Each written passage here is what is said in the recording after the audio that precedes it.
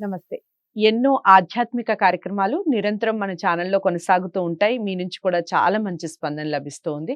అందులో భాగంగా ధర్మ సందేహాల రూపంలో చాలా విషయాల్ని మనకి వివరించటానికి ఈరోజు మనతో పాటు ఉన్నారు. మనందరికీ సుపరిచితులు, ప్రముఖ జ్యోతిష్య, వాస్తు పండితులు బ్రహ్మశ్రీ డాక్టర్ నాయకంటి మల్లికార్జున శర్మ గారు. కొన్ని ధర్మ సందేహాల రూపంలో అడిగే ప్రయత్నం చేస్తాను. వీడియోస్ ఎక్కడా స్కిప్ చేయకండి. ఏవైనా డౌట్స్ ఉంటే కామెంట్ బాక్స్‌లో తెలియచేయండి. గురువుగారిని కలవాలి అనుకుంటే స్క్రీన్ మీద కనపడే నెంబర్‌కి కాల్ చేయండి. గురుగారు నమస్కారం అండి. నమస్కారం.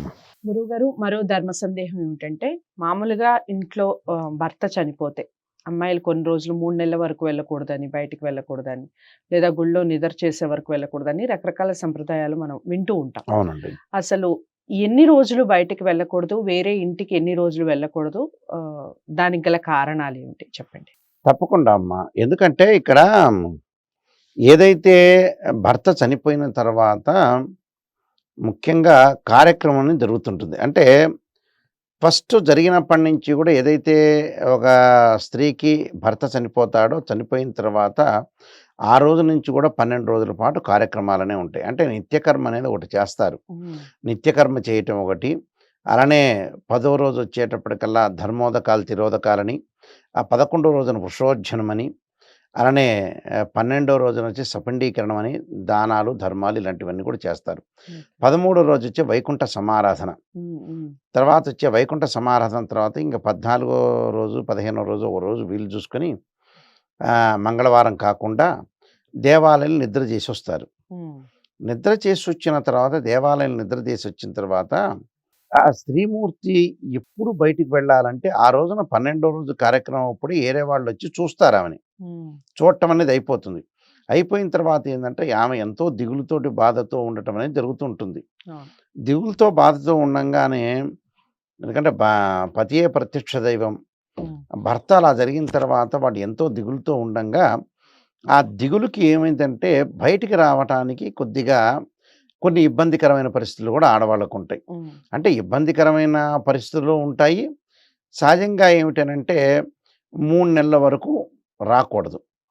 అంటే 3 మంత్స్ వరకు మినిమంగా ఉంటుంది. నేను రాకూడదంటే బయటకు అత్యవసర పరిస్థితుల్లో రావచ్చు. ఇప్పుడు ఈ కాలంలో మారిపోయింది. 4 రోజులు కాగానే కూడా బయటికి ఏదో కూరగాయలు కొనటానికో, రకరకాల వాళ్ళ యొక్క అవసరాలకు జాబ్ హోల్డర్స్ కానీ ఇలాంటి వాళ్ళందరూ రాకుండా ఉండరు కదా.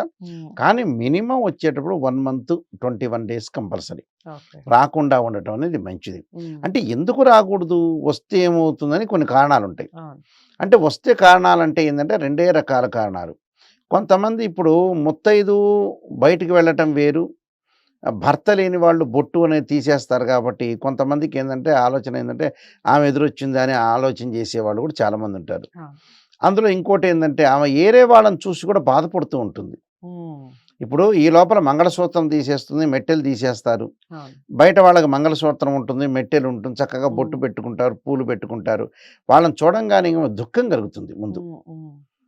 అయ్యో దుఃఖం కలుగుతుంది. ఎందుకంటే ఏదైనా సరే ముత్తైదు అనేది చాలా ముఖ్యమైనది కాబట్టి అదే 80 ఏళ్ళకో 70 ఏళ్ళకో అయితే మామూలుగానే ఉంటుంది. అది వయసు ఇంకా వయసు రీత్యా జరిగింది భర్తకు అనుకుంటారు.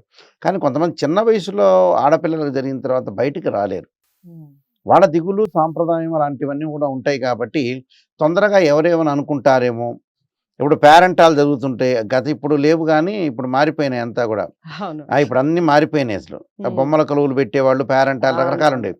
ఇప్పుడు అలాంటి సందర్భాల్లో కూడా పాత రోజుల్లో బొట్టు పెట్టాలంటే ఆలోచన చేసేవాళ్ళు. ఒక వెడ్డింగ్ కార్డు ఇంటికి వెళ్ళాలి, వెళ్ళిన తర్వాత బొట్టు పెట్టలేకపోతారు, చిన్న వాళ్ళకి పెట్టలేకపోతారు. ఇలాంటివన్నీ కూడా ఉన్నాయి. అయితే ఏంటంటే సాంప్రదాయం ప్రకారం, సాంప్రదాయం అనేది కొంత మారింది. అలాంటి ఆలోచనలు ఆడవాళ్ళు కూడా చేయకూడదు. ఎందుకంటే ఇప్పుడు ఈ కాలంలో ఏంటంటే భర్త చనిపోయిన తర్వాత చిన్న వయసులో పాత రోజుల్లో పెళ్ళిళ్ళు చేసేవాళ్ళు కాదు. కానీ ఈ కాలంలో పెళ్ళిళ్ళు చేయాలనే ధర్మం అది. ఎందుకంటే వాళ్ళకి తోడు ఉండాలి. ఎన్ని రోజులు ఆ అమ్మాయి ఒంటరిగా ఉంటుంది నిజం చెప్పాలంటే. ఏదో మ్యారేజ్ చిన్న వయసులో చనిపోతే ఖచ్చితంగా మ్యారేజ్ చేసుకోవటమే కరెక్ట్ పద్ధతి. అది చేసుకొని ఆ అమ్మాయి లీడ్ చేసుకోవాలి. ఎందుకంటే తల్లిదండ్రులు ఎల్లకాలం కూడా వాళ్ళకి సపోర్ట్ అనేది ఉండదు కదా. ఉమ్, ఆ సపోర్ట్ ఉండకపోవటం వల్ల ఖచ్చితంగా అన్నదమ్ములు చూడలేరు, అక్క చెల్లెళ్ళు చూడలేరు కాబట్టి ఉమ్. ఆ అమ్మాయి వివాహం చేసుకోవటమే చాలా మంచిది. అందువల్ల 21 రోజులు, నెల రోజుల పాటు ఉండటం మినిమంగా మంచిదమ్మా. ఓకే. చాలా చక్కగా వివరించారు. అదండి. ఎవరైనా సంప్రదాయాలు పాటించే వాళ్ళు కానివ్వండి, ఈ నమ్మకాలు ఉన్న వాళ్ళకి ఇది ఖచ్చితంగా పాటిస్తూ ఉంటారు. గురువుగారు చెప్పినటువంటి విషయం ఏదైతే ఉందో భర్త చనిపోయిన వాళ్ళు బయటికి రాకూడదు అనేది కాస్త మూఢనమ్మకమే అయినప్పటికీ ఈ మధ్య కాలంలో కాస్త మారుతూ ఉంది. అందరిలో మార్పొస్తూ ఉంది. ఏదేమైనప్పటికీ మనం పాటించాలి అనుకున్న సంప్రదాయాలు ఏవైనా ఉంటే 21 రోజులనేది చాలా ముఖ్యం అన్నట్టుగా చెప్పారు. వీడియోని లైక్ చేసి షేర్ చేయండి అందరికీ కూడాను. ఛానల్‌ని సబ్స్క్రైబ్ చేసుకోండి. ఇంకా ఏమైనా డౌట్స్ ఉంటే కామెంట్ బాక్స్‌లో తెలియజేయండి. గురువుగారినే కలవాలి అనుకుంటే స్క్రీన్ మీద కనపడే నంబర్‌కి కాల్ చేయండి. మరో ధర్మ సందేహంతో మళ్ళీ మీ ముందుకొస్తాను. నమస్తే.